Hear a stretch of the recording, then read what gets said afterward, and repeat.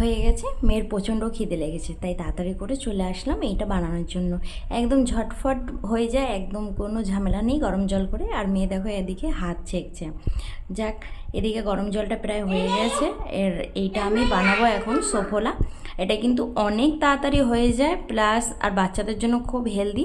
তাই এটা আমি ঝটফট, রোজ ম্যাগি খাওয়াটাও ভালো না, তাই ঝটফট বানিয়ে নিয়ে নেবো ওর জন্য। অনেকক্ষণ ধরে খাবো খাবো করছে। এটা ঠিক দেখতে এরকম, আর এটার মধ্যে সব রকম মানে ভেজিটেবল দেওয়া আছে, তার জন্য আমার মনে হয় এটা খুব ভালো।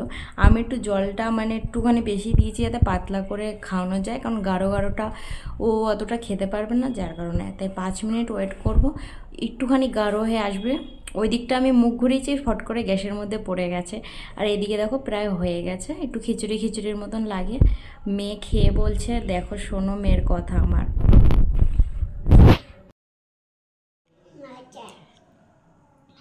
মেয়ে তো বললো আচ্ছা আচ্ছা, ওই হিন্দিতেই বলেছে, তাই আমি বাংলাতে রেকর্ডিংটা করেছি।